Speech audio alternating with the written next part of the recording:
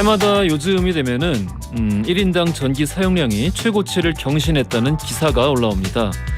그에 반해서 전기 요금은 OECD 기준으로 해서 너무 저렴하다는 이야기를 덧붙입니다. 이미 올랐죠. 그리고 하반기에 한 번 더 오를 예정입니다. 가정에서 전기를 아끼는 방법을 알리는 캠페인도 이어지죠. 저도 출근할 때 코드를 뽑아둡니다. 대체 우리는요, 영혼의 어디가 그렇게 고장이 나서 전기를 더 쓰지 못해 안달이 난 걸까요? OECD 기준 우리나라의 1인당 전기 사용량은 38개국 가운데서 8위입니다. 상당하죠? 반성해야 마땅합니다. 근데 여기에는 함정이 있습니다. 산업용과 가정용 전기 사용량을 구분하지 않고 그냥 합해서 그렇습니다. 그럼 순수하게 진짜 일반 가정에서 사용하는 전기량도 그렇게 높을까요? 26위입니다. 미국과 비교해서 3분의 1이 채 되지 않습니다. OECD의 평균에 미치지 못합니다. 우리 가정에서 사용하는 전기량은 전체 사용량의 10%를 조금 넘습니다. 다른 나라는 20에서 30%가량 됩니다. 당연하죠. 대개 평범한 가정에서는 누진세 때문에 알아서 전기를 아껴 쓰기 때문입니다. 전체 전력의 10% 정도 사용하는 사람들이 죄책감을 느끼면서 절약하는 방법을 나누고 분투하는 동안에 산업용 전기는 가정용에 비해 현저히 낮은 가격으로 공급이 되고 있고요. 누진세도 없습니다. 자, 과연 우리는 너무 저렴한 요금에 전기를 아낄 줄 모르고 펑펑 생각 없이 써대는 그런 사람들일까요? 아니면 흡사 IMF 때처럼 시민의 과소비가 나라를 망하게 만들었다는 거짓말 잔치에 주눅이 들어서 근무기에 앞장섰던 그 시절 그대로의 나라 걱정 많은 사람들일까요? 7월 21일 목요일 허지웅쇼 출발합니다. 허지웅쇼 1부 첫 곡으로 이무진의 신호등 듣고 왔습니다. 정범진님, 허지웅쇼 오프닝은 늘 제가 씁니다. 근데 예전에는 매일 좀 열심히 쓰다가 매일 좀 길게 쓰다가 너무 오프닝이 길어져가지고요. 요즘에 가끔씩만 좀 이렇게 쓰고 시시껄렁한 얘기도 많이 해요. 김성진님, 우리 어머님은 에너지 효율 1등급의 최신형 에어컨을 사드렸는데 올해 한 번도 안 트셨다고 하네요. 여름철이면 나라에 전기가 부족하다는 뉴스가 나온다고 하시면서요. 정말 더우실 때는 시원하게 계셨으면 좋겠어요. 몸 상할까 걱정이 됩니다 하셨습니다. 이런 분들 때문에 썼습니다. 사실 어차피 전기료는 올라야 돼요. 지금 전 세계적인 상황 때문에 오를 수밖에 없고 그리고 또 기업도 기업 입장에서 할 말이 있죠. 그 생산 단가가 가정용이 좀 더 많이 나가거든요. 여러 가지 본인들도 논리가 있겠지만 제가 우려되는 거는 가격을 올려야 되는데 그거는 시민의 과소비 때문이다 라는 정말 그 달고 다른 IMF 시대 방식의 수사를 쓰지는 말자, 반복해서 쓰지는 말자, 그런 마음이었습니다. 5324님은 집 앞에 유명한 철판 닭갈비집이 있는데요. 가보고 싶은데 닭갈비는 혼밥을 할 용기가 안 나네요. 닭갈비 유혹 밀어내고 컵라면을 사서 집에 갑니다 하셨어요. 이거 무슨 난이도 구별해 놓은 거 있으시던데, 혼자 가서 먹을 수 있는 거, 뭐 삼겹살, 닭갈비, 소갈비, 뭐 이런 거 이렇게 쭉 순위별로 매겨놓은 거 있었는데 제가 순위까지는 기억이 안 나네요. 철판 닭갈비는 몇 위쯤 할까요? 상위권에 될 것 같긴 합니다. 그래요. 자, 재밌었던 일, 속상했던 일, 일상 속의 다양한 일들 다 보내주시면 4부에서 이야기 나눠볼 거고요. 엔딩송도 추천을 받고 있습니다. 짧은 건 50원, 긴 건 100원이 되는 문자 샵 1035나 무료인 고릴라 또는 허지웅씨 홈페이지 사연을 남겨주시면 추첨 통해서 선물 보내드릴 거예요. 광고 듣고 애지중지 뉴스와 함께 할게요.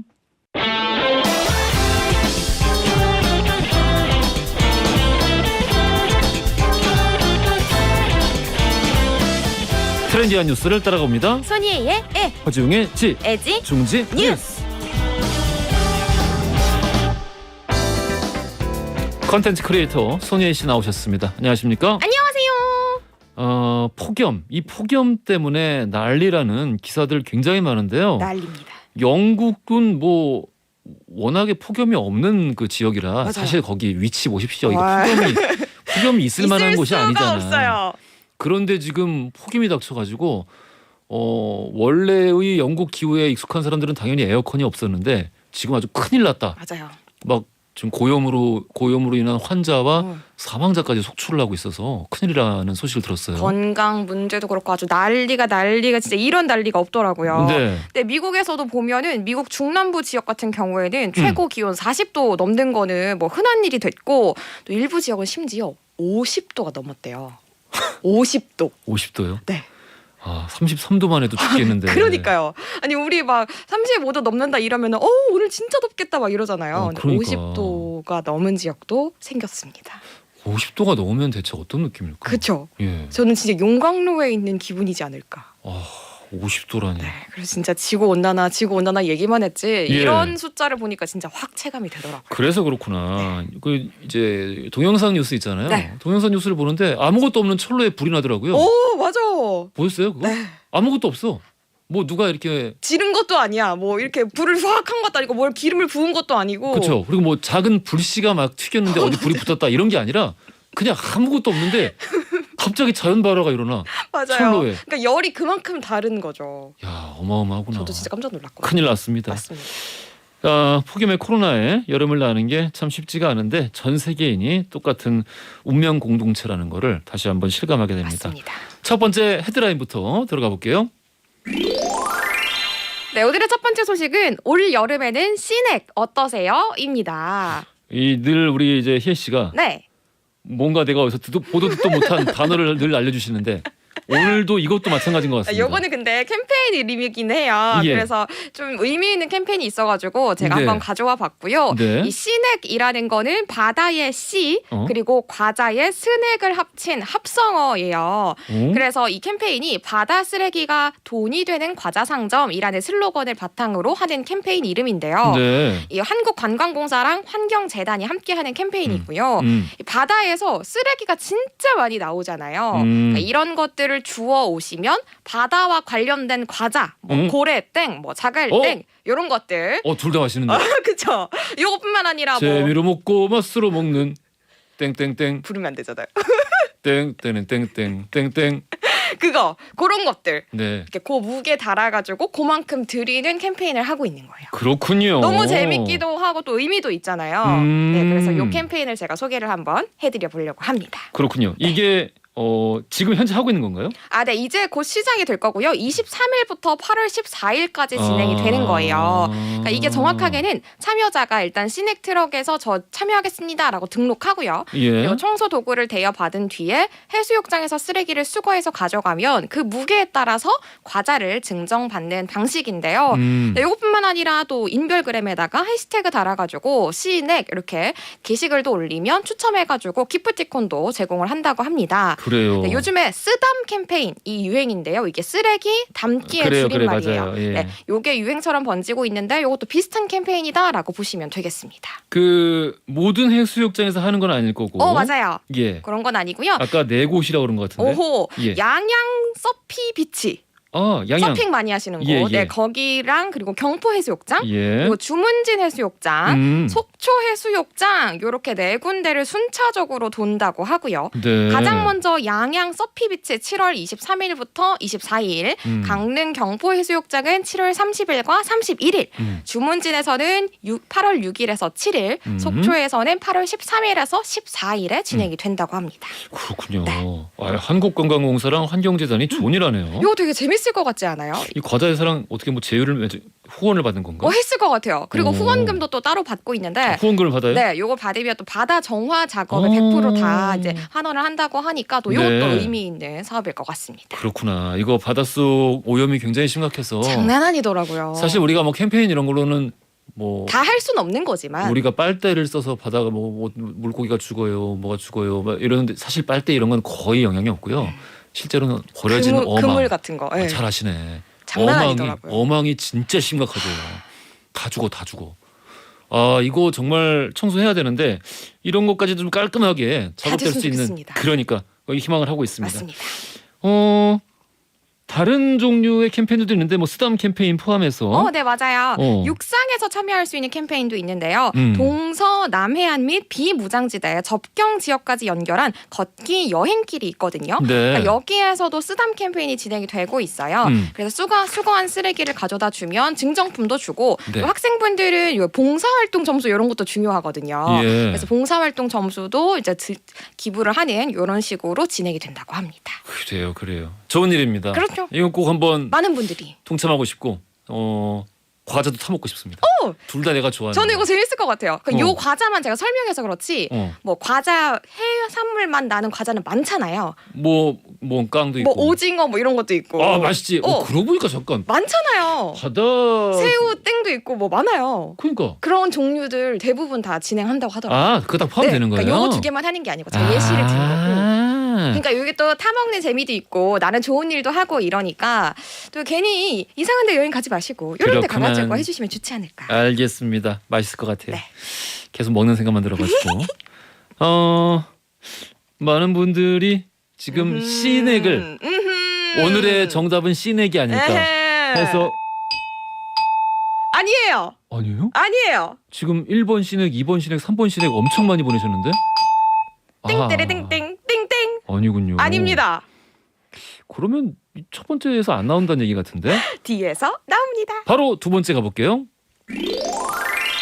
네, 두 번째 소식은 평생 직업을 찾는 마처 세대입니다. 이거 또 새로운 단어, 또 네, 새로운 맞아요. 단어. 그러니까 세대를 나타내는 단어가 진짜 계속 쏟아지고 있잖아요. 그러게요. 뭐 예를 들어서 2030, 요즘 2030을 부르는 MZ 세대가 또 대표적인 단어고요. 이번에는 5060 세대를 부르는 단어, 마처 세대라는 단어가 또 떠오르고 있다고 해서 제가 정리를 한번 해봤습니다. 맞죠? 들어보셨어요? 마처. 뭔가 어감이 조금 슬픈데요.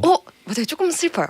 왜 5, 60대를 뭘 벌써 맞춰? 마친다 이런 의미는 아니고 이것도 줄임말이긴 하거든요. 디 엔드 이거 아니에요? 그건 아니에요. 너무 슬프잖아요. 그럼 뭐예요? 울면서 읽어야 되는 거 아니에요? 이 마처 세대는 부모를 부양하는 마지막 세대의 그리고 자녀에게 부양받지 못하는 처음 세대라는 그래서 마처 세대예요. 야, 설명을 듣고 나니까 더 비참한데. 울지 마. 부모를 부양했던 마지막 세대이자 네. 자녀에게 부양을 받지 못하는 첫 번째 세대, 마처 세대. 맞아요. 야, 진짜 이 세상에. 현재의 5060 세대. 누가 이렇게 못된 말을 만들었대. 에헤이. 아이고. 근데 이게 그냥 요 세대의 특징만 나타내는 게 아니고 네. 요 세대가 요즘 보여주고 있는 경제 활동의 특징도 있어가지고 제가 정리를 해봤는데요. 네. 근데 요즘에 이 세대가 다시 경제 활동에 참여를 시도하고 있는 모습을 보이고 있어요. 예. 특히나 전문 자격증을 따고자 하는 분들이 많으신데요. 예. 이 마처 세대가 국가 자격증 시험을 가장 선호하고 있다고 해요. 일단 최소 20년에서 30년 정도 직장 생활을 하신 분들이잖아요. 그래서 사회생활 경험이 있고. 그렇죠. 이 경험에다가 플러스 평생 직장을 추구하는 마음까지 더해져가지고 이런 자격증을 따고자 하시는 거죠. 예. 네, 그래서 이 자격증을 바탕으로 내가 은퇴 후에도 일을 하겠다 하시는 분들이 점점 늘어나고 있고 실제로 2021년에 국가 자격을 취득한 50대 이상의 인구가 총 11만 명을 넘는다고 해요. 그래요? 네, 그만큼 많은 분들이 다시 일을 하고자 하시는 건데 네. 이 현상을 바람직하게 보는 시각이 실제로 굉장히 많습니다. 예. 전문가들 사이에서는. 예. 네, 왜냐하면 MZ세대와는 다르게 이른 나이부터 이분들이 일을 하신 분들이 많으시잖아요. 현재 5060 세대가. 네. 그렇다 보니까 그 역량을 그대로 폐기하는 것도 너무 아깝고 국가적으로도 손실이다 라고 보고 있기 때문에 이 마처 세대가 일에 뛰어드는 거 너무나도 긍정적이다라는 시각이 아주 강한 상황입니다. 그래요. 실제로 좀 경제활동 많이들 하고 있는 추세인 거죠, 그러니까. 그렇죠. 이 통계상으로도 확인이 되고 있고 많은 분들이 일에 뛰어들고 있다고 하고요. 지난 1월에는 42.3% 정도가 다시 일을 시작하신 분들이었는데 네. 6월 정도에는 47% 정도로 점점 올라가고 있는 추세라고 해요. 전 세계적으로 이 부머 세대, 그러니까 이제 베이비 부머 그렇죠. 세대가 사실 이거 나중에 언젠가 재평가 되겠지만 참 불행한 세대인 것 같아요. 맞아요. 미국도 그렇고 우리나라도 그렇고 어떤 전 세계 어떤 나라든 많이 한꺼번에 많이 태어나가지고 학교 다닐 때는 또 힘들었고 경쟁도 힘들었고 물론 이제 그 이후 세대에게는 손가락질 받았지. 너희 좀 막 편하게 살았지 않았냐. 그 전 세대가 이뤄놓은 경제 성장 위에서 저금만 해도 뭐 한 10% 연이자가 되면서 맞아. 7% 8% 기본이지 않았냐 뭐 이러면서. 편하게 살지 않았느냐 했지만 사실 또 그만큼 짊어져야 했던 것들도 그렇죠. 많았는데 우리나라는 또 IMF도 겪었으니까요. 너무 좀 일방적으로 매도당하는 좀 성향이 없지 않아 있는데 네. 아, 그래서 제가 한번 꼭 짚어드리고 싶은 단어. 마처 세대라는 단어까지 나왔군요. 울지 마세요. 야, 너 아직 5060 아니야? 너 40이야 40. 아니 뭔가 이제 감정을 이렇게 조금 이렇게 입을 한 것 같아가지고 내가 언제 6060이래 왜 이러는 거야? 알겠습니다. 그렇습니다. 자, 여기서 나와요 여러분. 뭔지 알 것 같아요. 네네. 다들 아시는 것 같습니다. 그것입니다. 오늘의 퀴즈 들어갈게요. 네, 부모를 부양하는 마지막 세대, 자녀에게 부양받지 못하는 처음 세대라는 줄임말 이 용어는 무엇일까요? 1번 마처 세대, 2번 MZ 세대, 3번 X세대. 자, 정답 아시는 분들 짧은 건 50원, 긴 건 100원이 드는 문자 샵 1035나 무료인 글로 보내주시면 2부 시작하자마자 당첨자 우리 발표해드리겠습니다. 고생 많으셨어요. 감사합니다. 크라잉넛의 마시자 들으면서 2부로 갈게요. 허지용 쇼.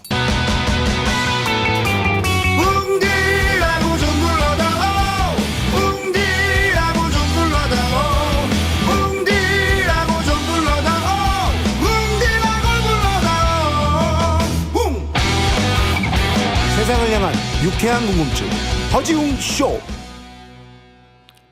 허지용 쇼 2부로 돌아왔습니다. 퀴즈 정답 1번 마처 세대였고요. 많은 분들이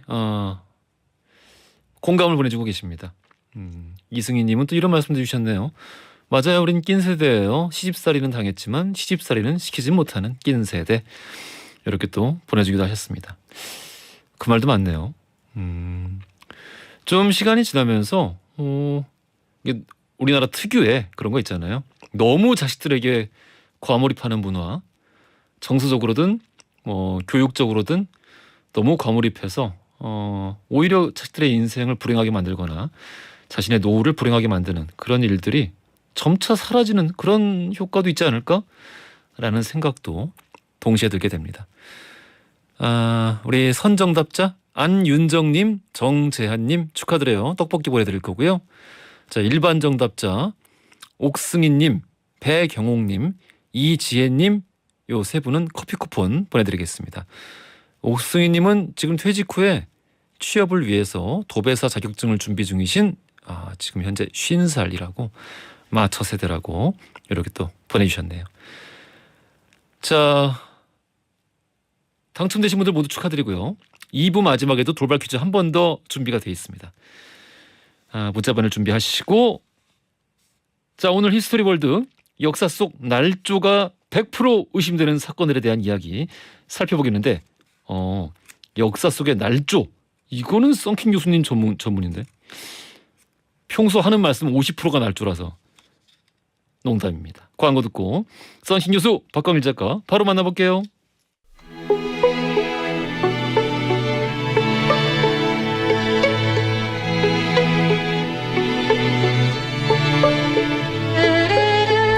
과거 속 역사를 통해 현재를 들여다봅니다. 히스토리 월드 역사 여행 전문가 역사 귀요미 박광일 작가님 나오셨고요. 안녕하십니까? 안녕하세요, 박광일입니다. 야사의 달인 역사 개그맨 썬킹 교수님 나오셨습니다. 안녕하십니까? 메르스 보크. 메르시 버크. 메르스 위위.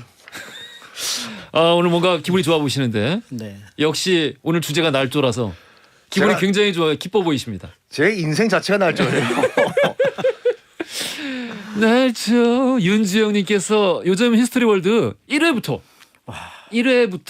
다시 듣기 정주행하고 있습니다. 들어도 너무 재밌어요. 다 듣고 한 번 더 들으려고요. 작가님, 교수님 두 분 다 오래오래 방송해 주세요. 오늘도 잘 들을게요. 라고 이렇게 보내주셨습니다. 아마 이 SBS 목동 이 방송국 청사 재건축할 때까지 우리 방송을 하지 않을까. 알겠습니다. 저 없을 때 하세요. 저 없이도 많이 하시길 바라겠습니다. 나 그때까지 안 할 거야. 저도 뭐 다른 데 갈 것 같은 느낌이 듭니다. 저기 방금 우리 이제 선생님 우리 청취자분께서도 말씀을 해주셨습니다만은 이런 분들 되게 많아요. 왜냐하면 이제 우리 코너가 저기 팟캐스트에 올라갔잖아요. 그렇죠. 그러다 보니까 자연스럽게 1회부터 들으시는 분들 되게 많더라고요. 그렇죠. 네. 쭉 연결해서. 예, 주변에서도 그래서 두 분 너무 좋다고 조합이 어떻게 그렇게 잘 맞춰가지고 누가 섭외했냐고 그런 질문 제일 많이 받았었어요. 너무 좋다고. 거의 무슨 뭐 이 서수남 하청일 이래 이렇게 완벽한 컨비네이션이 없는 것 같아요. 누가 서수남이고 누가 하청일입니까? 제가 당연히 서수남이죠. 네. 물 걱정을 뭐, 마세요. 네, 그렇게 하시죠. 뭐. 자동 펌프로 뭐 이렇게 물을 계속 끌어올리면 되니까. 옛날에 그 쌀통 생각난다. 쌀통. 그렇죠. 쌀통도. 쌀통이 아니라 서수남 하청일은 물펌프죠. 그 쌀통도 같이 광고하셨어요. 아 그렇구나. 네. 뭘 걱정을 마세요. 썬킴 자동 펌프. 네, 자동 여기- 펌프나 그 쌀통이나 원리는 비슷한 거 아닌가? 그렇죠. 내려오고 올라가고. 그러니까요. 네, 그래서 계속해서 역사를 퍼올리는 거죠. 야, 이렇게 이제 역시 이거지. 박광일 1승. 이거지. 아이 좋습니다. 자, 우리 주제가 지난주 역사 속 미스테리였었는데 지난주가. 네. 근데 그 얘기를 하다가 우리가 그 삼천궁녀 얘기를 하면서 그렇죠. 우연찮게. 네. 근데 삼천궁녀 이야기 아시는 분들은 다 아십니다만은 당시에 이제 의자왕을 우리가 좀 뭐라고 할까요? 깎아내리기 위해서. 네, 황음무도하다라는 예. 표현을 할 때 이제 삼천궁녀를 항상 끼어들게 하고 그리고 그렇죠. 백제의 멸망에 대해서 그건 어쩔 수 없는 수순이었다. 그러니까 그 이렇게 가는 방법. 당할 만한 애들이 당한 것이다라는 인식을 심어주기 위해서 사실은 날조인데 그렇습니다. 이 사실 이게 오히려 모르는 분들이 조금 더 많긴 많은 것 같더라고요. 그- 아니 이걸- 낙화암 가면은 예. 아예 그게 관광 상품화가 돼 있어요. 유람선 타면서. 근데 거기 3,000명 못 뛰어내려요. 3,000명 올라갈 자리가 없어요 거기. 자, 그래서 네. 우리 뭐 생각난 김에 아주 제대로 역사 속 날조가 의심되는 사건들을 알아볼 텐데 첫 번째는 그러니까 우리 자연스럽게 삼천궁녀와 삼천궁녀부터 낙화암 해보겠습니다. 이야기로 들어가 보도록 하겠습니다. 알겠습니다. 사실 이걸 날조라고 하면은 아마 이 오늘 이제 언급되는 분들이 조금 억울해하실 부분들이 있을 것 같아요. 네. 기본적으로 이제 고대사랑 근현대사의 가장 큰 차이점은 사료의 문제예요. 그래서 이제 고대사 같은 경우는 사료가 띄엄띄엄 남아 있습니다. 그러니까 썬킴 선생님의 한 달 일정을 한 3일 정도만 알고 나머지 27일은 추적을 해야 되는 상황. 아이고 누가 그렇게까지 열심히 선심 교수님을 추적할까요? 이제 역사 연구자들이 이렇게 추적을 해야 되는 상황인 거죠. 그런데 그 3일 동안 뜻밖의 예를 들어 술을 안 마시고 예를 들어 뭐 친구들과 토론을 하고 방송에 출연하고 이 기록만 남아 있다. 그러면 전체 역사 맥락에서 볼 때 굉장히 왜곡된 거예요. 해석하기 어렵죠. 제가 아니야 그거는. 그쵸. 그러니까 말이 안 되는 거지 사실. 이게 이제 고대사의 모습이거든요. 아. 그러니까 이럴 가능성이 있기 때문에 그 행간을 읽어내는 게 굉장히 중요합니다. 예. 그런데 근현대사 같은 경우는 썬킴 선생님의 30일치 일정이 한 3,000페이지가 있는 거예요. 그러면 꼼꼼하지. 이게 이제 꼼꼼하기도 한데 이제 보기 귀찮으니까 또 몇 개를 보면서 또 오류가 생길 수 있는 부분들도 있고. 아 오히려. 네, 또 하루 이틀치만 보고 나머지 뭐 28일치 볼 필요 없겠어. 이렇게 해버리면 또 그 하루 이틀이 예를 들어 역사 토론하고 책 읽고 술 멀리하는 사람들하고 토론하고 뭐 이런 얘기만 하면 또 역사가 왜곡되는 거죠. 그러니까 이게 역사 사료를 접근하는 어떤 하나의 딜레마가 되거든요. 역시 역사를 알아내고 네. 어떤 게 진짜인지 가짜인지를 가려내는 일은 정말 어려운 일 같아요. 그렇습니다. 예. 그래서 이제 결국은 그런 내용들을 일부 이제 최소한 어떻게 보면은 축약해서 역사 기록에 적게 되는데 그게 이제 삼국사기하고 삼국유사가 되거든요. 예. 그래서 삼국사기하고 삼국유사에 보면은 이제 결국은 의자왕 멸망기에 대한 내용들이 등장을 하는데 예. 비교적 이제 삼국사기는 좀 비판적으로 나옵니다. 예. 그래서 왕이 궁녀들을 데리고 음란과 향락에 빠져 이런 이제 묘사가 나옵니다. 네. 삼국유사에서도 사실은 이와 비슷한 내용들이 나오기는 하는데요. 그런데 그 앞에 뭐가 나오냐면 그래도 이분이 이제 조금 더 사료를 많이 썼던 거죠. 영웅스럽고 용맹하여 담력이 있으며 부모 섬기기를 효도를 같이 하고 형제간의 우애가 있어서 해동증자라고 불렀다. 해동증자. 그럼 이제 이 부분을 같이 써주면 이제 그거를 읽는 역사가들이 왜 저런 왕이 저렇게 됐을까? 그렇지. 이제 이 과정을 이제 분석하는 어떻게 보면은 계기를 만들어주게 되는 거죠. 그 잃어버린 고리를 찾기 위해서 그렇습니다. 맥락을 찾기 위해서 연구를 할 텐데. 그렇습니다. 그런데 이제 여기에서 이제 이 삼국사기하고 삼국유사에 이제 그 특히 삼국유사에 이제 이 얘기가 낙화암 얘기가 나오는데 네. 이 일현 스님이 굉장히 어떻게 보면은 탁월하게 정리를 했어요. 네. 그래서 의자왕과 여러 후궁들이 화를 면하지 못할 것을 알고 서로 말하기를 우리 자진하자 떨어져 죽자 해갖고 모두 떨어져 죽었다. 그런데 이제 일현 스님이 무슨 말이냐 의자왕은 당나라에서 죽었다고 기록돼 있는데 이 기록은 믿을 바가 없다. 다만 궁녀 몇이 떨어진 것 같으니 그 바위를 떨어져 죽은 바위 타사암이라고 하자. 타사암. 그래서 타사암 기록이 삼국유사에 딱 등장을 합니다. 삼국유사에 명확하게 이렇게. 그렇습니다. 예. 그러니까 이게 이제 역사 기록인데 네. 여기에서 이제 끝나면 되는데 문제는 이 여백을 이제 사람들이 누가 들어오기 시작하냐면 문학하는 사람들이 들어옵니다. 이야기를 창작하는 사람들. 예. 그러니까 이제 문학하는 사람들은 여기에 이제 약간의 비유, 과장 이런 것들이 들어가게 되는데 그 당시 이제 중국에서 이 멸망과 관련돼서 왕들, 황제들에 대한 얘기들에서 뭐가 눈에 띄는가 봤더니 삼천궁녀가 보이는 거예요. 삼천궁녀가 그러면은 오리지널이 중국에서 온 겁니다. 중국이구만. 그러니까 중국에서도 이 삼천은 3,000명을 뜻하는 게 아니라 예, 무지하게 많다. 되게 많다. 네, 그래서 이제 이거를 15세기 중반에 이제 김흔이라는 분이 처음으로 이제 낙화함이라는 시를 쓰게 되는데 예, 여기에 이런 이제 문장이 등장을 합니다. 삼천궁녀들이 모래에 몸을 맡겨. 그러니까 여기 우리 역사상 처음으로 삼천궁녀가 등장하는 거는 백제 때도 아니고 고려 때도 아니고 조선 초기. 그러니까 일단 이 삼천궁녀는 이때 이제 시작이 되었고 무엇보다도 이거는 당나라 시에서 나오는 귀절을 다시 인용을 해서 자기의 문학적인 표현을 했던 거고요. 예, 그러다 보니까 그 바로 다음 시기인 남효원 같은 경우가 이 시를 다시 쓰면서 그 예. 의장과 관련된 시를 다시 쓰면서 삼천이 아니고 다시 300으로 돌아가요. 그래서 300으로. 300영의 어떤 300명은 후궁 이런 식으로 등장을 하니까 여기서 3000이나 300은 숫자가 공식적인 숫자가 아니라 많다. 그냥 많다. 많다. 많다. 예. 이 정도로 되는 겁니다. 그런데 이제 문제는 이 그 민재인이라는 분이 이제 백마강 부라고 해서 일종의 이제 시와 산문의 중간 정도에 해당하는 이 낙화함에 대한 이야기를 쓰는데 뭐 산문시 같은 건가요? 그렇습니다. 그죠? 여기에 예. 다시 삼천이 들어옵니다. 또 삼천이야.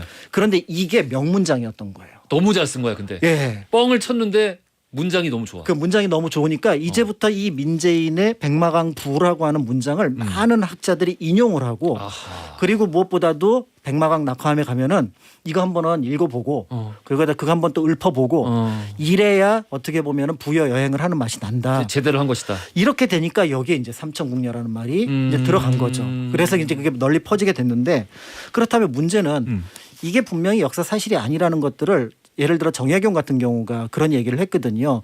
뭐 조룡대에서 뭐 무왕을 이렇게 용으로 변한 무왕을 이제 뭐 그 소정방이 낚았다라고 얘기를 하는데 그렇다면 발버둥 치다가 떨어지면은 이 바위에 떨어졌다 그러는데 네. 그 바위가 너무 조그맣다. 여기서 어떻게 저 낙황 꼭대기에서 낚시를 해야지 여기서는 낚시가 안 된다. 그러니까 이건 조룡대라는 말이 안 된다라고 실증적으로 분석을 하고 들어갔거든요. 역시 정약용. 그런데 삼천궁녀 역시 이런 분석을 해보면은 지금 얘기하셨던 것처럼 아니 낙하하면 어디 3,000명이 떨어질 때가 있어?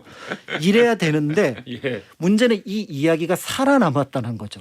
그 참 기묘해. 왜 그렇죠. 아니, 그럴까? 이게 문제가 뭐냐면 근데 그 낙하함 사진을 보신 분이면은 아니라는 걸 알 텐데. 그 이광수가 쓴 그 단종예사인가? 예. 거기 보면 신숙주 부인이 이제 그 이 계유정난 때 이제 목을 맨 거로 나와 있는데 그래서 예. 절개의 상징이라. 그렇죠. 많은 분들이 그게 사실로 알고 계세요. 소설 창작인데도 불구하고. 그렇죠. 그러니까 숙주나물 같은 경우도 사실이 아닌데 그렇죠. 불구하고 이제 뭐 그렇게 나오는 거죠. 빨리 쉰다 숙주나물 네. 신숙주 아니죠. 그렇게 되어 있는데 선생님 그거 맹꽁이 사당 때문에 그래요. 그럴 가능성이 있습니다. 예. 맞다. 그것도 오선과 하람이 동갑 친구로 나오잖아요. 거기 또. 동갑이 아니죠. 자 그런데 이제 문제는 이 얘기가 왜 살아남았느냐가 중요한 부분입니다. 이게 왜 살아남았냐면은 결국은 이 이야기 삼천궁녀 이야기가 두 가지 면에서 굉장히 조선시대 유학자들에게 유효한 가치를 제공을 했다라는 거죠. 첫 번째는 바로 뭐냐면 왕이 여색을 탐하면 나라가 망한다. 그러니까 지금 왕한테 뭔가 빗댈 때 제일 먼저 뭐냐면 삼천궁녀 얘기 아세요? 이러면 어떻게 하실 겁니까? 지금 나라가 망하는데 이 얘기를 하기가 굉장히 좋았고요. 두 번째는 여기서 당나라군이 쳐들어오니까 처음에는 지조였다가 나중에 정절로 바뀝니다. 그러니까 이게 조선시대 양반들이 생각했던 여성상하고 딱 맞는 거예요. 내가 차라리 내 몸을 더럽히느니 목숨을 끊어서 몸을 더럽히지 않겠다. 그 남편에게 충실하지 못할 남자에게만 충성하지 않을 거면은 차라리 몸을 던지겠다. 생명을 버려라. 남편에게 충실하지 않을 거면. 이런. 그러니까 이 개념이 조선시대 유학자한테 딱 맞아 떨어진 거죠. 네, 참. 그러니까 이게 처음에 대단하네요. 문학으로 창작됐음에도 불구하고 예. 계속해서 재인용 되다 보니까 이렇게 됐는데 이게 이제 결정적으로 퍼지게 된 건 결정적으로. 백마강 달밤에 물새가 울어. 뭐 노래 부르세요 그냥. 이게 노래만 이게 노래가 된 거예요. 이게 예. 이거? 그건 신라의 신라 달밤이고. 뭐 어떤 거? 이게 이제 그 저기 대중가요에 꿈꾸는 백마강이라는 게 있는데 꿈꾸는 백마강? 예, 이 노래에 삼천궁녀 얘기가 뒤에 나오거든요. 이게 이제 부여가는 분마다 읊기 시작하면서 사실은 역사 교과서도 잘 안 보셨던 분이 이게 대중가요에 하면서 그래서 그러니까 결국은 이 내용들이 사람들한테 퍼져나가게 되는 거죠. 아, 그러니까 그리고 지금도 거기 그 낙화암 유람선 있잖아요. 네, 그 네. 지금도 트는지 모르겠지만 그 유람선 딱 타면은 이 낙화암 돌면서 그 노래가 나와요. 쫙 스피커로. 그러면서 자연스럽게 이 삼천궁녀 얘기가 전반적으로 사람들한테 퍼져나가게 되면서 이제는 그게 역사 사실이 아니라고 하더라도 여기 전부 다 삼천궁녀 얘기에 조선시대도 삼천궁녀 얘기를 했고 대중가요에도 나오는데 이건 역사 사실이 아니야? 그 역사 노래도 나오잖아. 그렇죠. 삼천궁녀 의자 네. 맞서 싸운 낙화암의 계백. 풍덩. 역사는 흐른다 흐른다. 딴딴. 예, 그런 어떤 내용들이 나오니까 결국은 이게 어느 순간 역사 사실하고 거리가 멀어져서 그 행간을 채우는 어떤 연구자들의 노력을 무너뜨려 버리는. 아이고. 그러니까 이제 이 문학하고 역사를 구분하지 못하는 상황에서 그러니까 사실은 이 일이 똑같이 어디서 벌어지고 지금도 벌어지고 있습니다. 영화 보고 나서 아, 그렇죠. 역사 드라마 보고 나서 예. 역사 공부한 사람을 공격을 하는 거죠. 그거 봐. 영화 광의 왕이 된 남자 그거 보신 다음에 물론 뭐 공과 과가 있지만 예. 광해 군은 완전 성군으로 생각하시는 분들이 상당히 많아요. 아, 그러니까 이게 반반인 것 같아. 그 오히려 그런 영화들을 통해서 역사에 관심을 가지고 좀 더 알아보시는 분들이 있고 또 혹은 정말 우리 말씀하신 것처럼 영화 속에 나온 게 정말 그 어떤 역사적 진실인 줄 알고 다큐멘터리처럼. 그렇죠. 그러니까 이제 이 부분을 사실은 그래서 역사 영화나 역사 드라마와 역사 사실과의 간격이 있을 수밖에 없다. 왜냐하면은 이게 역사 기록은 골짜기가 이렇게 되어 있는데 예. 그 문학은 그걸 메워버리거든요. 그 메워버리는 거는 감독과 작가의 능력이거든요. 상상력이죠. 이게 이제 되게 평평하게 흘러가잖아요. 대사가 끊임없이 이어질 수가 맞습니다. 없거든요. 예. 그러니까 그런 것을 염두에 둔다고 한다 그러면 사실은 이 문학하고 역사를 구분해서 보시는 것이 지금도 필요하고요. 그러니까 이 낙화암의 삼천궁녀 얘기는 사실은 역사는 역사대로 그래서 문학은 문학대로 아까 그래서 날조라고 얘기를 했는데 예. 아마 처음에 김은이나 남효원 같은 분은 그건 나는 그냥 문학적으로 표현을 했는데 그러게 나는 그냥 어떤 역사에서 모티브를 가져와서 네. 이야기를 썼을 뿐인데 후세 사람들이 그걸 가지고 뭐라고 확대 해석을 한들 내 잘못이냐? 그렇죠. 이렇게 말씀을 아니 하시겠지. 그게 이제 극단적인 케이스가 이제 나란 말싸미 그 영화잖아요. 그렇죠.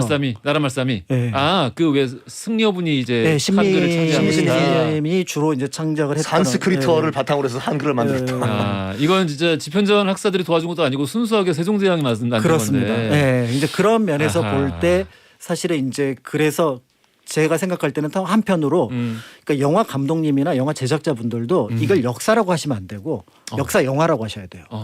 그러니까 최근에 이제 또 역사 드라마 대작들이 몇 개 등장을 하잖아요. 예. 이제 그거는 어디까지나 영화예요. 그러니까 그거는 역사에서 접근하는 방식과는 다른 그러니까 어떤 문학적인 접근인데 그거를 본인들이 역사라고 생각을 해버리면 안 되고 다만 역사의 메시지는 있다. 아, 그럼요. 예. 그러니까 이준익 감독님이 그런 걸 잘하는 케이스인데 그러니까 사실을 막 비틀어 놓지만 사실은 메시지는 이거다라고 해서 오히려 역사의 진실에 접근하지만 이게 진짜 역사라고 생각하고 그걸 되게 평탄하게 만들어 놓으면은 그걸 보는 사람이 감독이 어떻게 얘기하느냐에 따라서 접근하는 방식이 달라지거든요. 그러니까 감독님들이 얘기할 때 나는 이걸 이렇게 해석했다라고 얘기를 하셔야지 예. 이게 역사다라고 하시면 큰일 납니다. 이준익 감독이 말씀하신 김에 이준익 감독님이 또 엄청난 역사 왜곡을 하셨어요. 영화 황산벌을 보면 예. 이 백제군이 전라도 사투리 쓰잖아요. 아, 예. 백제는 충청도였어요. 맞습니다. 네.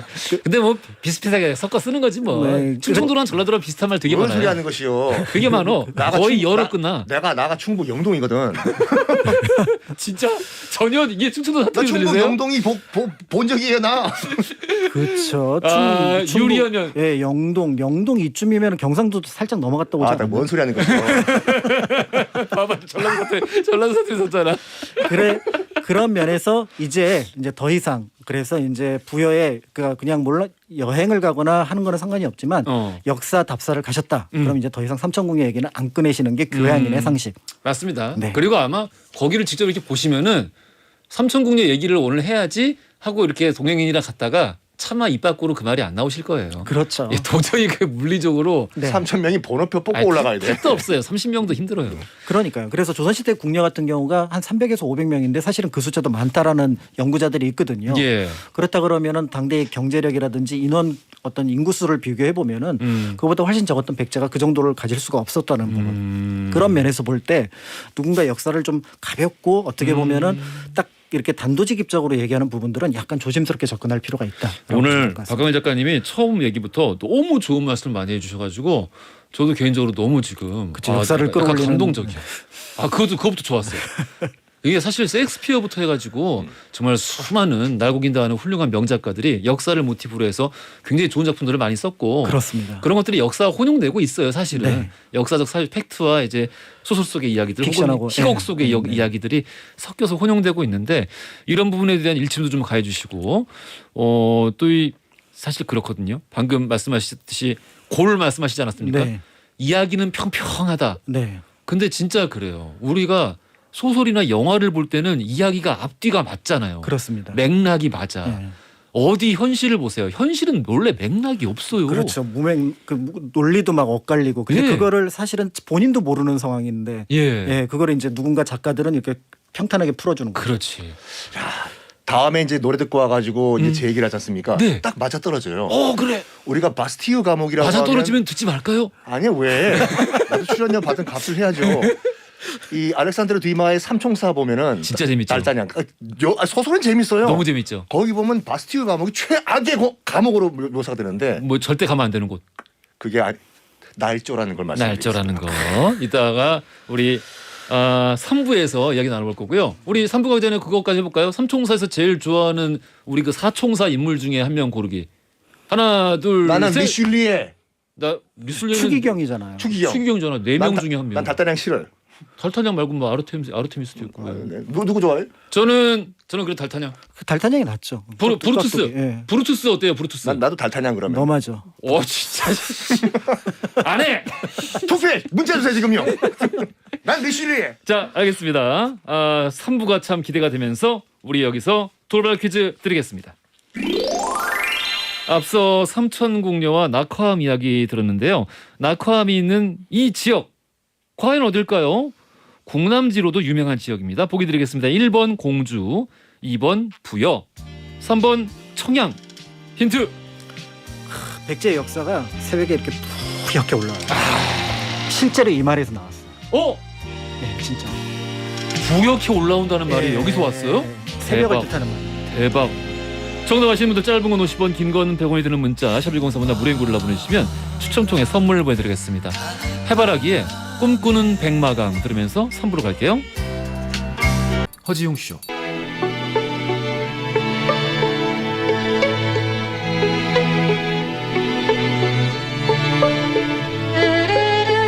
허지웅쇼 3부로 돌아왔습니다. 히스토리월드 박광일 작가, 선킴 교수 모시고 역사 속의 날조 사건 관련된 이야기들 오늘 살펴보고 있는데요. 자, 놓쳤다 싶은 회차들은 팟캐스트로 다시 한번 들어보실 수도 있고요. 김종철님께서 역사에 관심 있던 아이가 7살 때 낙화암에 올라갔었는데 막 악을 쓰면서 울더라고요. 이제 자기가 떨어질 차례냐고. 지금 그 아이가 고등학생입니다. 어허. 애기들은 가끔 맥락이 없어. 그쵸. 이 갑자기 왜 자기가 떨어질 차례래? 그러니까 방송 작가 아니면은 사학과 들어가실 분 같아요. 그렇습니다. 그럴까? 네. 귀엽다. 7963님께서 삼천궁녀 이야기 퇴근 후에 애들한테 들려줘야겠어요. 부여 자주 갑니다. 아직 유람선에서 그 노래가 나와요. 울 애들 부여 갈 때마다 문화재청에서 만든 사비의 꽃 애니메이션 좋아하는데 거기서도 궁녀들이 낙화암에서 떨어지는 꽃으로 표현이 돼서 그런 장면이 나옵니다. 감동적이라 몇 번을 둘러보곤 하는데 오늘 들은 사실적인 부분 다시 이야기를 해줘야겠어요. 라고 또 보내주셨습니다. 참 궁녀들을 꽃으로 표현하는 것도 이제 좀 그래요. 약간 예. 성인지 감성이. 그렇습니다. 성인지 감수성? 근데 그건 잘 모르겠는데 어쨌든 그 특정 성을 꽃으로 표현하고 이런 거는 싫어요. 왜 사람을 꽃으로 표현해? 그렇지. 선입견이죠. 예, 편견인 것 같습니다. 자, 우리 이어지는 이야기 들어봐야 될 텐데 예고가 나왔었습니다. 그렇습니다. 바스티유 감옥. 자, 바스티유 감옥 들어가기 전에 아까 우리 박광희 작가님이 뭐라고 할까 이 여성의 희생을 약간 명분으로 삼았다 말씀하시잖아요. 그렇습니다. 맞아요. 이게 대표적인 게 이제 중국의 역성혁명할 때 여성들을 대표적으로 희생을 시켰어. 고대 하은주 이 나라가 이제 역성혁명이 일어날 때 다 어떻게 망했냐면 여자 때문에 망했다라고 심지어 사마천도 이렇게 썼다니까요. 그렇죠. 하나라는 그 말희, 은나라는 달기, 주나라는 포사라는 여기 때문에 경국지색이라고 하지 않습니까? 남자들이 잘못한 게 아니라 다 여자들 때문에 나라 망했다. 라고 이렇게 명분 뒤집어 씌운 거예요. 그 뭐 하은주가 이렇게 태평 선대한 때 특히 이제 하은나라 하은 나라가 태평성대했다고 뭐 그러는데 사람 한 명 때문에 망가질 거면은 별로 좋은 나라 아니지 하나라는 않습니까? 하나라 이전에 있던 그 요순 시대 때 아 요순 시대가 그렇구나. 태평성대지. 네. 하은주가 그렇게 사람 한 명 때문에 무너질 나라면 애초에 세워지지 말아야 될 나라 그러니까 아닙니까? 그게 후대 그러니까 하나라를 멸망시킨 은나라가 은나라를 이제 그 세운 명분이 필요하잖아요. 그래서 하나라가 여자 때문에 정말 나라가 망쳤기 때문에 우리는 하나라를 멸망시키고 은나라를 세웠다. 그 주나라 같은 경우는 주모왕이 뭐 이제 주나라를 세웠던 명분이 필요했잖아요. 그래서 이제 은나라의 이제 은주왕이 달기라는 또 여인을 가지고 이제 그 이제 주지육님 그렇습니다. 펼치면서 주지육님. 나라를 엉망으로 만들었기 때문에 우리는 이 나라를 멸망시켰다라는 명분을 찾은 거죠. 근데 이제 사실은 이 이야기는 역사학적 관점에서 바라보면은 맨 끝에 주나라에 있었던 일을 은나라에 덮어씌우고 은나라에 있었던 거를 다시 하나라에 덮어씌운 케이스예요. 그러니까 처음에 아마 만들었을 때 사마천이 봤을 때는 주나라가 눈에 띄었을 겁니다. 근데 그게 이제 사람들이 얘기를 할 때 그럼 은나라는 그러면 주나라가 망한 것처럼 은에다가 뒤집어 씌우고 이게 이제 상고로 올라갈수록 과거에 그러니까 눈에 띄는 장면들을 이제 더 씌우면서 역사를 또 어떻게 보면 또 윤색하는 작업들이 만들어집니다. 그 주나라 같은 경우에는 그 이제 주공단이 그 뭐 이제 유교의 그 기반을 만들었잖아요. 그러니까 이 바스티유 얘기하다가 왜 이렇게 그러니까 맨날 그래 맨날 아까 스피노프였어요. 이게. 스피너버였어요. 하은주 관심 없어. 어차피 난 중국 역사 문화 대혁명 이후로는 다 뻥이라 생각해요. 문화 대혁명 때 이미 다 없어졌어. 하은주란 소실되고. 여자한테 뭔가 약간 상처가 있어. 네. 하나라, 은나라, 주나라 중에 동이족이 만든 나라가 어떤 거였죠? 동이족이요? 동이족이 관련된 나라가 있던데. 은나라. 은나라. 네, 상나라, 그러니까 은나라 같은 경우는 주나라 은나라는 지금부터 한국의 역사입니다. 은허, 괜찮겠어요? 예. 갑골문. 주나라 입장에서 봤을 때 은나라가 굉장히 야만적인 것이 뭐냐면은 이 일단은 인신공양이 있었고 인신공양이 성장이 있었지. 있었고 식인 문화가 있었고 그렇지. 이 말도 안 되는 자, 바스티유 갑시다. 종교제가 굉장히 발달했었고 그러니까, 네. 그렇습니다. 내세에 굉장히 관심이 많았고 춤과 음주 가무를 즐겼다 그런 나라였습니다. 네. 자 우리 본격적인 얘기를 안 하고 우리 바스티유 감독 얘기해 보겠습니다. 자, 바스티유라고 하면 1789년 7월 우리 프랑스 혁명의 상징이죠. 바스티유 감옥을 습격하면서 본격적으로 시작됐다고 하니까요. 그렇죠. 왜냐하면 그 명분이 뭐냐면 바스티유 감옥이 당시에 뭐 150명 이상의 정치범들이 수용돼 있었기 때문에 로이 16세의 폭정을 타도 로이 16세 이거를 상징적으로 바스티유 감옥을 무너뜨리고 이 시민혁명군이 안에 갇혀있던 150명의 그런 정치범들을 끄집어내면서 프랑스 혁명이 시작됐다라고 우리는 알고 있습니다. 그래서 유명한 그림도 있고요. 그림도 있고. 예. 그리고 아까 말씀드렸지만 그 뒤마의 삼총사 같은 경우에도 이 바스티유 감옥을 최악의 정치범 수용소로 그려요. 로이 13세와 그 리슐리에가 리슐리에는 원래 나쁜 사람이 아니었어요. 근데 뒤마가 정말 나쁜 재상으로 그려가지고 다 잡아서 이제 바스티유 감옥에 쳐 넣는 걸로 나오죠. 그 소설 다 거짓말이에요. 소설이니까요. 그 소설을 진짜로 알고 계시네요. 보통 그래서 소설 쓰지 마. 뭐 이런 소설 쓰지 마. 여기서 나오는. 자, 그런데 일단은 그 프랑스 혁명이 왜 프랑스 혁명과 예. 많은 분들이 약간 헷갈리시는 게 뭐냐면 이 민중을 이끄는 자유의 여신이라고 해가지고 그거는 예, 시기가 다르죠. 그렇죠. 가슴 약간 내놓고 한 손은 프랑스기 한 손은 장총 들고 있고 뒤에 민중이 따라가는 것은 예. 그 1830년 나중에 예. 그 7월 혁명을 그린 거고 그렇습니다. 우리가 알고 있는 1789년의 프랑스 혁명은 우리가 박수를 칠 혁명이 아니에요. 예. 그 상당히 뭐라고 할까 실패한 혁명이거든요. 근데 모든 혁명에는 그 밝은 면이 있고 어두운 면이 있으니까 우리 뭐 그 종합적으로 판단해봐야겠지. 근데 약간 그 긍정적인 면보다 이제 부정적인 면이 많은 게 뭐냐면 변질이 됐어. 그러니까 1792년 같은 경우에는 9월 대학살이라고 해서 예. 쌍킬로트라고 해서 이제 인민군들이죠. 평민군들이 귀족과 왕족을 학살한 게 아니라 무고한 시민들을 2만 명을 학살했어요. 맞아요. 파리 시내에서만. 맞아요. 그래서 변질이 됐는데 어쨌든 이 프랑스 혁명이 시작된 계기가 이제 그 바스티유 감옥에 갇혀 있는 150명의 정치범들을 끄집어내자 이거예요. 근데 만약 그것이 사실이었다고 하면 바스티유 감옥은 우리의 서대문 형무소와 같은 혁명의 상징이 됐겠죠. 네. 그래서 일단 어떤 그 소문이 돌았냐면은 로이 16세가 지금 파리 시내를 쭉 군대로 지금 포위를 해가지고 제2의 바르톨로미 대학살을 꾸미고 있다. 아이고. 바르톨로미 대학살이라는 건 뭐냐면 그 예전에 1572년인가 예. 그 위그노 전쟁 때 이제 구교와 신교가 부딪혀가지고 구교 카톨릭 신자들이 이 개신교 신자들 한 2만 명을 몰살시킨 그런 사건이었거든요. 유럽 역사는 계속 구교랑 신교는 서로 죽이고 이게 또다시 루이 16세가 꾸미고 있다. 음. 군대가 쳐들어와서 우리 파리 시민들을 우리 다 학살하려고 루이 16세가 준비하고 있다. 예. 우리가 먼저 치자. 음. 그러기 위해서는 무기가 필요한데 무기가 어딨냐? 파리 외곽에 있는 바스티유 감옥 안에 무기가 다 있다. 무기고가 있다. 무기고가 있다. 그리고 저 안에 지금 무고한 우리 150명의 정치범이 수용돼 있다. 저거를 무너뜨리고 우리가 무기를 탈취한 다음에 그들을 석방시키자. 가자 바스티유로 가요. 그런데 이 루이 14세 때부터 뭐가 있었냐면 누가 안에 갇혀 있고 어떤 죄로 갇혀 있고 이거를 공개를 안 했어요. 그러다 보니까 이게 거짓말이 또 거짓말로 부풀려지고 거짓말이 또 거짓말로 부풀려지고 사람들은 바스티유 갔다 왔다고 하면은 우와 정말 나라의 짱이다 이렇게 얘기하다 보니까 그러니까 굉장히 어떤 그 정치적인 뜻이 있는 사람이었나 보다. 그러니까 아. 얘기를 안 해요. 아. 영웅이 되는 거니까 좀도둑이었는데 파렴치범인데. 파렴치범인데 어. 바스티유 갔다 나왔어요. 오. 바스티유 쏘셨어요. 오. 내가 바스티유에서 갔다 왔어요. 더 이상 말씀드리면 다쳐요. 진짜 죄는 썬킹 교수님 차를 긁었어.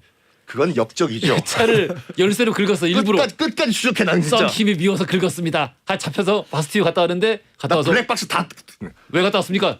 사실 제가 큰 뜻을 품고 거기까지 점점점점점. 그런데 초기에는 그 루이 13세가 말씀하셨던 그 리슈율리의 재상이 통치했던 당시에는 정치범이 수용됐던 건 맞아요. 예. 그렇지만 점점 정치범들은 수용이 안 되고 문제가 됐던 루이 16세 당시에는 굉장히 좋은 호텔이었어요. 어느 정도 수준이었냐면 그 이전엔 지하 감옥에 다 가뒀는데 루이 예. 16세는 좋은 사람이에요. 루이 16세가 아니 왕만 안 됐어도 참 좋은 사람이야. 순한 사람이죠. 순한 사람. 그렇게 따지면은 선조도 전쟁만 없었으면 현명한 임금이지. 아니죠. 송나라 마지막 황제 휘종같이 그림만 그렸으면 정말 피카소 뺨치는 화가였을 건데. 이상한 가정하지 말고. 어쨌든 루이 16세는 열쇠에 미쳤잖아. 아. 열쇠 말이야. 열쇠가 약간 덕후 스타일이. 예, 덕후예요. 예.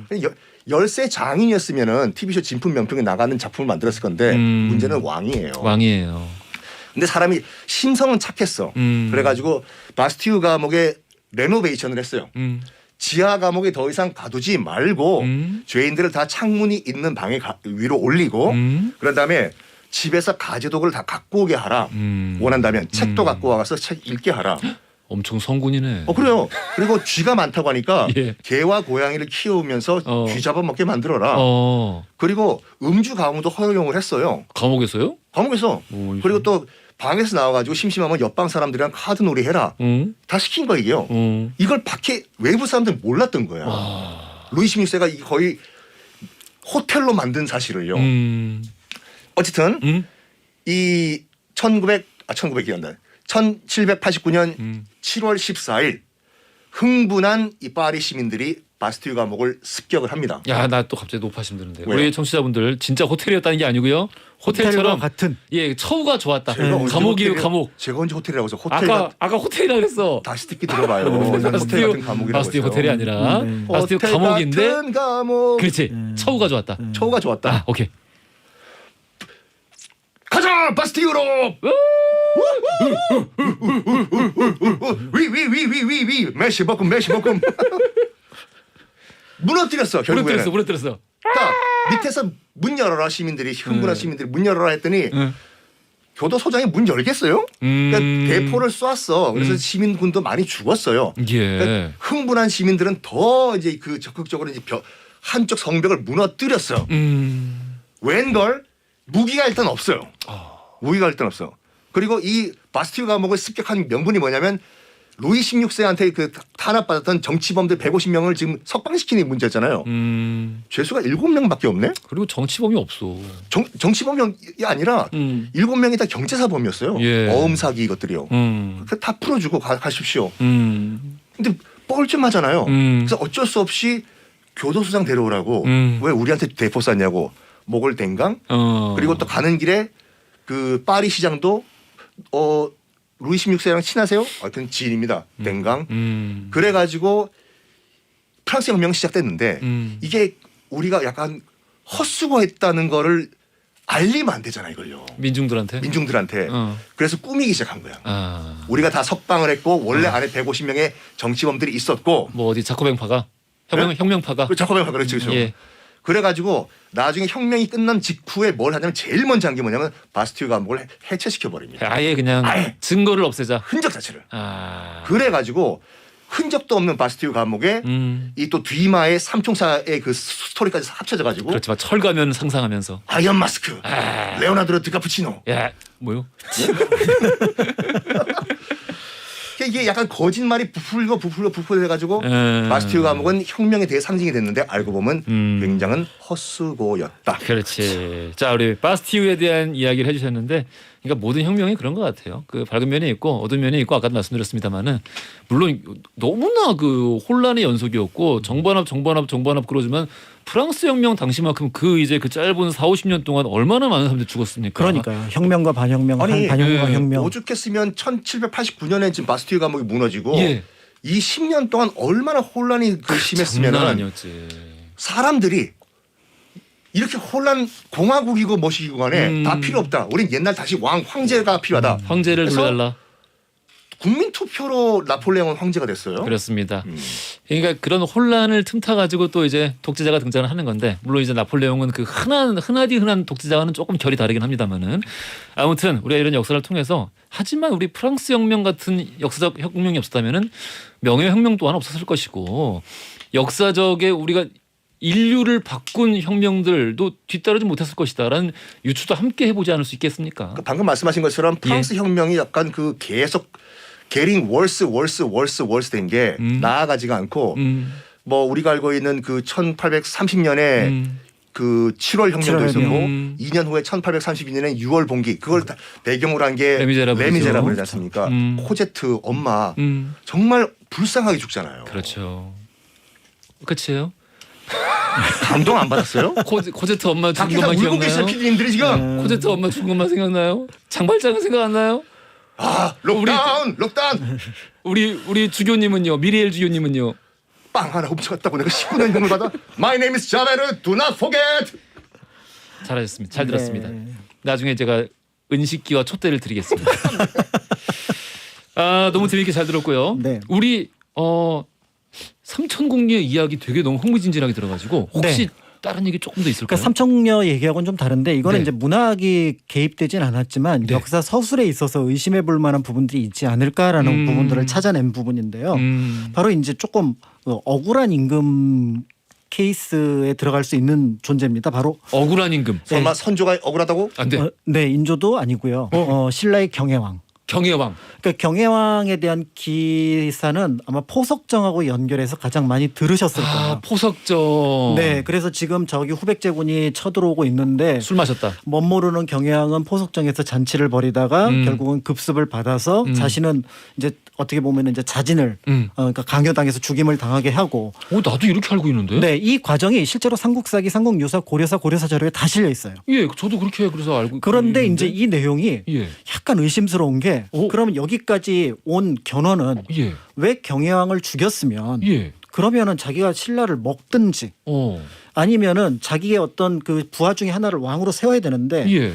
경혜왕의 사촌인 김부를 예. 경순왕으로 세웠단 말이죠. 이건 왜 여기 와서 이렇게 했을까? 자기가 직접 하지 않고. 그렇습니다. 그다음에 두 번째는 핀셋처럼 경주가 굉장히 어떻게 보면 큰 도시인데 핀셋처럼 후백제군이 딱 어디로 들어오냐면은 바로 포석정으로 들어가요. 그거는 당시 물론 군사적인 정보가 있었다고는 하지만 레이더가 있는 것도 아니고. 예, 굉장히 탁월한 전략적인 선택을 해서 바로 급습을 했다라는 거죠. 그래서 이런 문제들을 놓고 예. 이제 이 부분을 이제 다시 의심스럽게 보니까 의심스러운 게 한두 가지가 아니라는 거죠. 예를 들어서 당시가 이제 그 11월 양력으로 12월인데 포석정에 춥기 굉장히 추운 곳이거든요. 예. 그럼 여기서 왜 잔치를 벌였냐는 거죠. 굳이 동공을 놔두고 따뜻한. 그런 면에서 볼 때 여기서 잔치를 벌였다라는 것이 뭔가 문제가 있지 않을까 이제 이렇게 보여지는데요.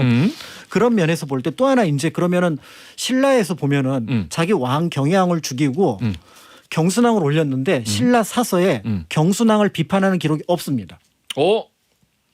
우리가 보면은 쉽게 얘기해서 남의 나라 와가지고 왕 하나 세웠으면은 그 예. 나라 군대가 물러나면 어떡해요? 너도 물러나라. 당연히 그렇죠. 이렇게 해야 되는데 그런 일이 없고 그냥 김부 체제 그러니까 경순왕 체제가 유지가 됩니다. 이거 뭐지? 이제 이러면서 이 상황에 대해서 그럼 다시 한번 사료들을 명확하게 한번 살펴보자라고 해서 이제 연구가 이루어지고 있는데요. 중간에 뭔가 거짓말이 끼어든 것 같은데 이거. 그렇습니다. 오. 그러니까 이제 이 상황은 뭔가 이 작전의 전반적인 흐름 속에서 사실은 오히려 큰 그림을 그렸던 거는 경순왕으로 보인다는 거죠. 아, 오히려 경순왕이 그림을 그렸다. 그렇습니다. 왜냐하면 오. 일단 경향이 그 견훤에게는 눈에 가신 건 분명해요. 오. 왜냐하면 즉위하자마자 사실은 신라 역시 후백제하고 고려 사이에서 약간의 균형적인 외교를 펼쳤는데 네. 경향은 즉위하자마자 친고려로 돌아섭니다. 그런데 그런데 친고려로 돌아서자마자 타이밍이 정말 안 좋았던 게 그 친고려로 돌아선 지 1년 만에 경상도 일대가 전부 후백제에 넘어가요. 아이고.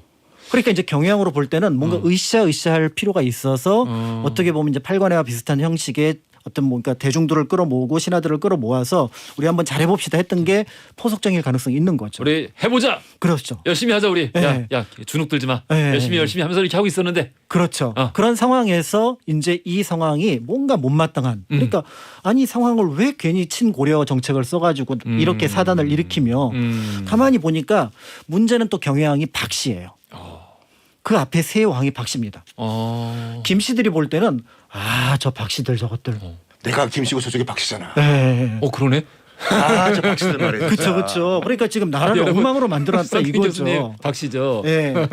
그런데 당시 후백제가 그렇게 강성했다고 하더라도 사실은 전체 신라 영토에서 바라볼 때 네. 이렇게 팔짱 끼고 보는 사람이 수두룩했다는 거죠. 아 과연 이렇게. 과연 후백제가 이길 건가? 그리고 아. 우리는 무엇보다도 천년 신라의 신민이라는 거예요. 그러니까 이 신라를 한꺼번에 멸망시키는 것들은 굉장한 부작용이 있을 거라는 거죠. 그러니까 이제 팔짱 끼고 보고 있었던 상황이고. 그래서 왕건도 좀 그 관망했던 거 아닌가요? 그렇습니다. 그래서 왕건도 931년에 한 번 신라를 멸망시킬 수 있었지만 예, 4년 더 거지. 기다려서 예. 935년에 항복을 받아내거든요. 경순왕에. 그러니까 이런 상황이었으니까 견훤 역시도 전략적인 판단을 할 때 신라를 멸망시키는 건 불가능하다. 그렇다면은 친후백제 정권 정도 세울 수 있지 않을까. 이 교섭을 아마 경순왕하고 하지 않았을까. 김부와. 그러면 약간 무슨 위성국가화 자처를 했던 거구나. 그렇죠. 그러니까 여기에 친후백제 정권을 세우고 그걸 바탕으로 해서 후백제가 고려를 압도하는 실제로 경순왕을 세우자마자 일어났던 게 공산전투, 대구전투거든요. 예. 여기서 신순겸이 전사를 하잖아요. 예. 김낙도 전사라고. 그러니까 고려가 거의 멸망 직전까지 가거든요. 그런데 이제 여기서 뜻밖의 안동 지역의 도움을 받아서 다시 경상도 지역을 고려가 탈환을 합니다. 그러니까 이 과정은 우리가 이제 전체 역사를 봐서 알지만 그때 상황으로 놓고 보면은 결국은 그 신라에 있는 김부로 볼 때는 이 신라가 후백제랑 손을 잡는 게 편한데 왜 고려랑 손을 잡아서 힘들게 하지?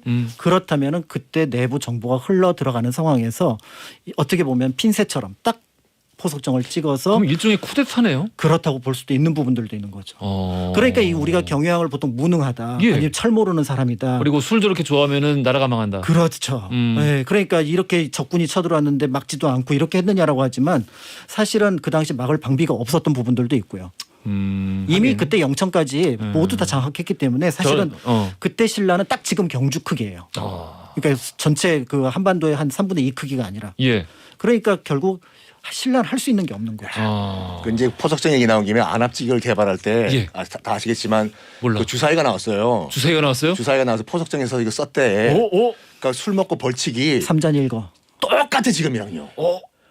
뭐가 똑같아? 네? 얘기 좀 해줘. 뭐 이 술잔 자기 앞에 보면은 이병헌 주사위 뭐? 드라마. 뭐 벌주 두잔 네. 노래 불러라 어?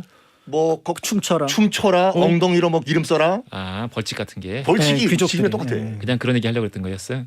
아니 뭔가 연결해가지고 뭔가 이렇게 되게 멋있고 교훈적인 이야기 해줄 줄 알았어요. 그러니까 네. 답답하다. 동서고금을 통해 가지고 술 버릇은 다 똑같다. 에이, 그런데 이제 문제는 이제 경순왕이 이렇게 해서 왕이 올랐는데 경순왕이 오르자마자 또 상황이 바뀝니다. 고려가 이제 후백제를 압도하는 상황이 됐고 이 시기가 참 재밌어. 그렇죠. 무엇보다도 이제 한 4년 지나서 예. 자기를 왕에 올렸던 견훤이 그러니까 왕건한테 항복하는 일이 벌어진 거죠. 맞아요. 이때 이제 경순왕이 어떤 선택을 할 건가. 근데 아. 신하들의 한 일부분은 아직까지 신라 가야 된다 얘기를 했지만 상당수는 여기서 사람을 살리려면 항복해야 된다. 항복해야 된다. 그래서 또 경순왕의 항복도 그러니까 올라가는 어떤 과정에 대해서는 비판적인 시선이 있지만 그 고려의 항복한 부분만은 어떤 면에서는 역사에서 좀 평가를 받아야 되지 않을까. 그래서 항복하고 잘 살지 않나요? 잘 살았죠. 다만 역대 신라 왕 중에서 유일하게 경주를 벗어나서 연찬에 들어옵니다. 그런 정도의 어떤 것이 있지만 어쨌든 후백제의 큰 피바람을 한 번은 막아준 그런 어떤 모습을 또 보여줬다는 점. 이런 면도 그래서 경혜왕의 선택과 경순왕의 선택이 모두 나름 최선의 선택을 했지만 경혜왕의 선택은 선택되기 전에 실패했고요. 그다음에 경순왕은 선택했지만 그것이 신라의 멸망으로 갔고. 저는 그 이후에 고려의 파란만장한 역사보다 요 시기가 재밌더라고요. 네, 이 시기가 재밌어요. 견훤을 제가 좋아해서 그런가 봐. 견훤이 나 그 멋있더라고요. 역사 드라마 가운데서 예. 가장 재밌는 것이 최수종 씨가 나왔던 태조 왕건 딱 그 시대예요. 거기서 그 그렇죠. 견훤 연기하셨던 유인석. 유인성님. 예. 유인성님이 우리 견훤이야. 그렇지. 왕건 동생. 아, 거기 또 궁예도 멋있었잖아요. 대박이죠. 누가 방귀를 뀌었는가? 난 관심법으로 다 방귀를 볼 수가 있어. 네. 유인성님이 드라마 손자병법에서 유비로 나왔습니다. 그렇습니다. 예. 아니 69년생이죠. 친구야. 자꾸 올리지 마. 그래서 어쨌든 역사 사료도 예. 사실은 이거는 어떻게 보면은 또 소설하고 또 다른 영역이지만 비판의 눈으로 바라볼 필요가 있다라고 이제 말씀을 드립니다. 알겠습니다. 오늘 정말 최근 한 5회 중에 제일 역사적으로 아주 충만하면서 그 역사가 가득한 일. 너무너무 재밌는 그런 시간이었지 않나 그런 생각이 역사 듭니다. 자동 펌프예요. 아 좋았어요. 역사 자동 펌프. 자 오늘 히스토리 월드 중독성 있다니까 이게. 그렇지. 돌발 퀴즈 정답 2번 부여였고요. 당첨자 명단은 선고표 안에 올려놓겠습니다. 확인 부탁드리고요. 자 오늘 역사 속 날조 사건에 관련된 이야기 살펴봤습니다. 지금까지 박광일 작가, 썬킴 교수였습니다. 감사합니다. 감사합니다. 네, 감사합니다.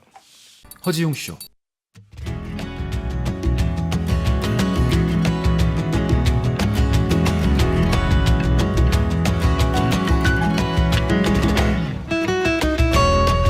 여러분의 하루를 읽어보는 시간, 나의 친애하는 하루.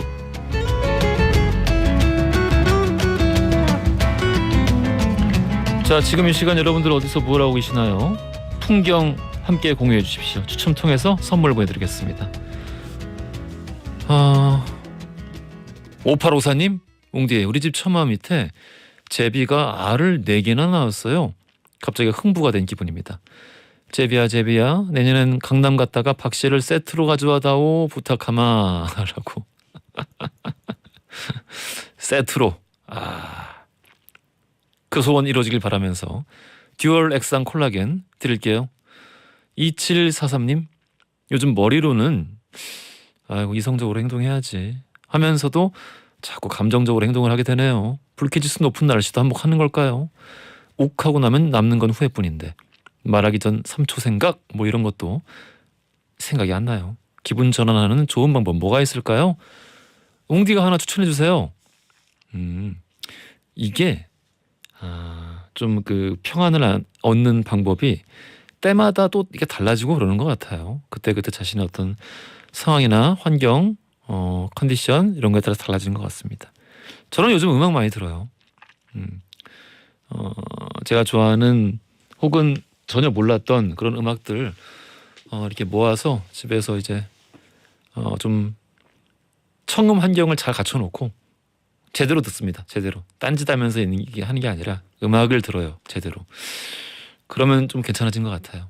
요즘엔 저는 뭔가 욱한다, 뭔가를 관두고 싶다, 에이 집어쳐 뭐 이런 생각들이 떠오를 때는 방금 말씀드린 그런 방법을 자주 사용합니다. 2743님 헤어 볼륨업 크림 드릴게요. 빨리 평안 찾으시길 바라겠습니다. 강은희님 웅디 큰애가 어제 오후부터 근육통과 미열이 있었는데 결국 오늘 코로나 양성이라고 해서 격리에 들어갔습니다. 혹시 몰라서 어제부터 가족들은 마스크도 쓰고 밥도 따로 먹었는데 더 조심을 해야 할 것 같아요. 2년 동안 잘 버텼는데 속상하네요 하셨어요. 너무 속상하실 것 같습니다. 저도 마찬가지고 사실 다들 이 걱정 아닌가요 지금? 모르겠습니다. 예, 해결책이 좀 나올 거라고 낙관적으로 생각하고 싶습니다. 그렇겠죠? 자, 제이레빗의 넌 언제나 이 노래 듣고 오겠습니다. 아유 좋아하는 곡 나오니까 너무 좋네요. 여운의 이젠 잊기로 해요 듣고 왔습니다. 원래 그 이장희 선생님이 맞을 거예요. 70년대 원곡 오리지널 곡을 이장희 선생님이 부르셨고요. 김한선 씨가 90년대 초인가 80년대 말인가 그때 부르셨죠, 김한선 씨가. 그리고 오늘 들으신 곡은 여은의 이젠 잊기로 해요 였습니다. 아이 좋네요. 윤정민님, 웅디 수박 좋아하세요? 어제 저녁 공원에 운동 나갔는데 수박을 파는 트럭이 왔더라고요. 한 통에 10,000원. 요즘 수박이 비싼데 가격이 나쁘지 않아서 잠시 흔들렸지만 운동을 해야 해서 마음을 접었습니다. 근데 3바퀴쯤 돌고 있을 때쯤 빗줄기가 굵어지니까 수박을 갑자기 7,000원에 파는 거예요. 3,000원이나 할인이란 말에 운동을 접고 바로 수박을 사들고 집에 왔습니다. 역시 운동보단 수박이 좋아요. 둘 다 좋죠. 수박 사야 되는데 자꾸 막 이렇게 사러 갈 시간이. 수박 먹고 싶습니다. 프로틴 스파클링 윤정민님 보내드릴게요. 4179님, 저는 지하철 입구까지 자전거를 타고 가서 보관소에 보관을 하는데요.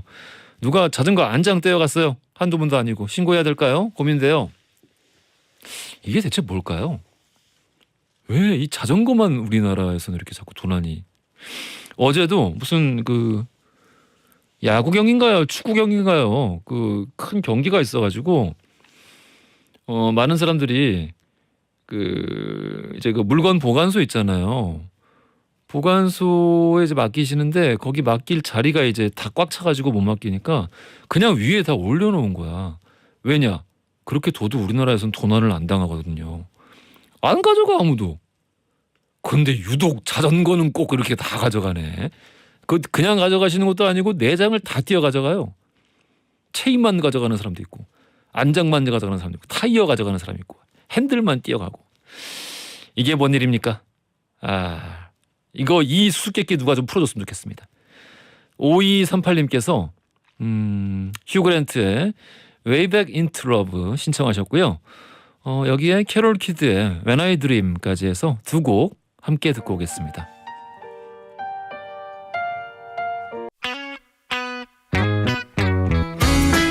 화중쇼 오늘 마무리할 시간입니다. 내일 드러머 김관진 씨와 함께 난세의 가능 선곡 배틀쇼 함께 할 거예요. 자, 엔딩송 송려원님입니다. 금요일 같은 목요일이네요. 비가 와서 그런지 오늘 저녁 뭐 먹을까 걱정입니다. 애들이 방학이라요. 삼시세끼 챙겨야 되는데. 그러면서 차두의 김밥 신청해 주셨어요. 안 그래도 아이들 방학이라서 고생길이 훤하다. 고생문 열렸다는 이런 사연들 오늘 많이 들어왔었습니다. 자, 송리호님 커피 쿠폰 보내드릴 거고요. 이 곡 들으시면서 저는 내일 낮 12시 5분에 다시 찾아뵙겠습니다. 지금까지 허지웅이었습니다. 김밥을 좋아하잖아.